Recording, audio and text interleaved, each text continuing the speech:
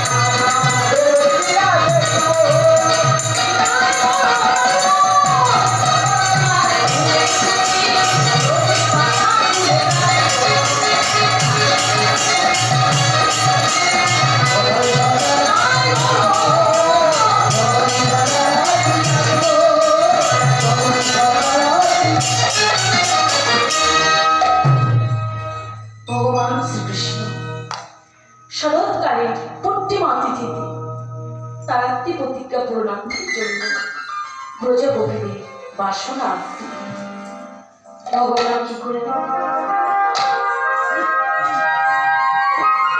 বন্ধুটি করেনি। যখন চন্দ্র শাড়িতে আলো করে দাঁড়িয়েছে, দেখছে কি 16 তলায় পরিপূর্ণ চাঁদ উঠেছে। ভগবান মনে মনে চিন্তা করছে, হে রজনী, আজ তো আমার সাথে কেউ নেই, কে আমাকে এমন করে রাধা রানীর সাথে মিলন করিয়ে দেবে। পরে রয়েছে মুরলী। মুরলী মনে মনে বলছে, প্রভু তুমি একবার আমাকে বদলে দিয়ে তোমার এই অধর অমৃত দিয়ে আমাকে আদেশ করো, আমি এখনই যাব। যিনি সৃষ্টি স্থিতিলয় প্রলয়ের মালিক,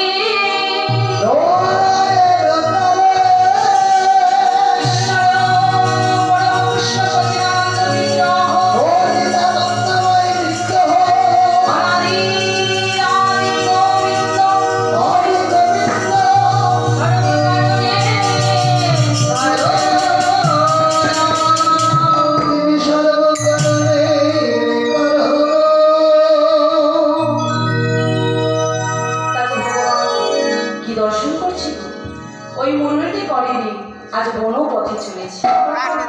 আর কি দেখছি, শারদ আজ মন্দিরটি করেনি, বন পথে চলেছি। আর দেখছি কি দেখছি গো, শারদ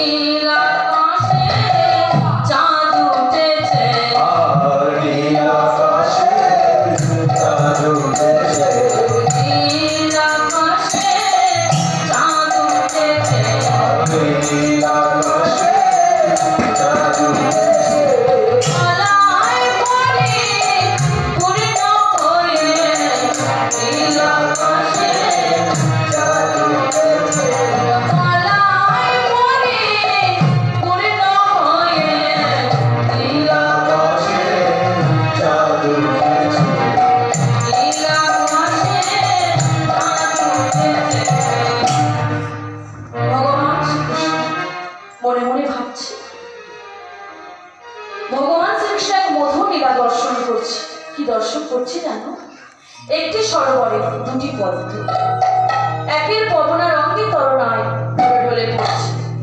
ভগবান মনে মনে ভাবছে, এই স্বর্ণ পদ্ম হলো রাধারানী আর নীল পদ্ম হলো আমার। কিন্তু এই রজনীতে শ্রীমতী রাধারানীকে আমি পাবো কোথায়, এ কথা চিন্তা করছি আর মনে মনে উপলব্ধি করছি মনে মনে ভাবছি হে রজনী, কে আমাকে এমন করে রাধা রানীর সাথে মিলন করিয়ে দেবে? মুরলী বলল, প্রভু আমি তোমাকে মিলন করে দেব। তাই মুরলী আজ কি করেছি, ভগবানের মধুলীলা দর্শন করে বৃন্দাবনে চলেছি। কেমন ভাবে হে রাত রাতে ওই চন্দ্রমাতে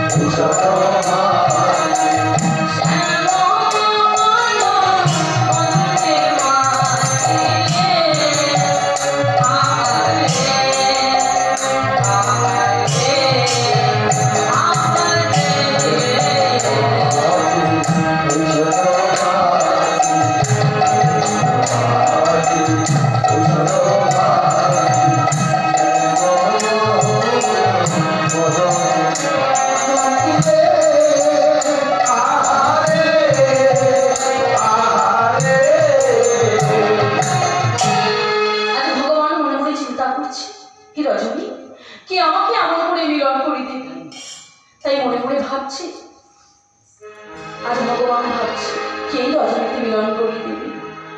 আজ মুরলী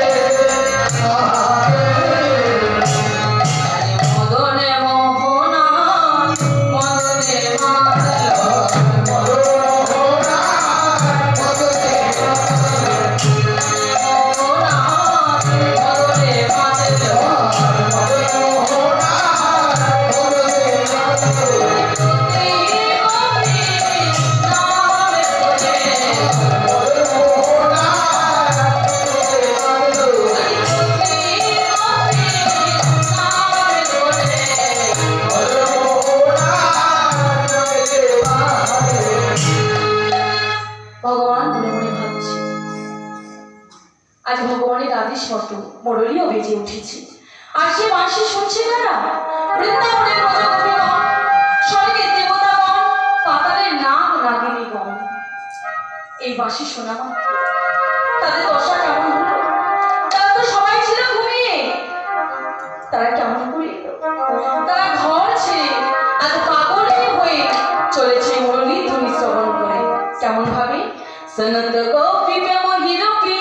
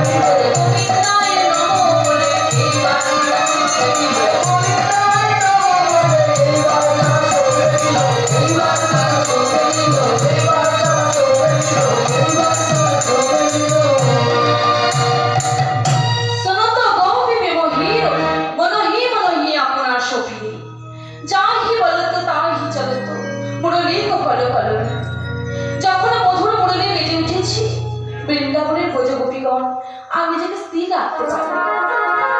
তারা ঘর ছেড়ে, আপন জনকে ছেড়ে, আর দেহ ছেড়ে গোবিন্দের চরণে চলেছে।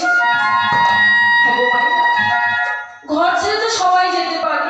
কি গো মায়েরা, আপনারা তো সবাই ঘর ছেড়ে এসেছে, কিন্তু কজনে পারে বলো তো দেহ ছেড়ে যেতে?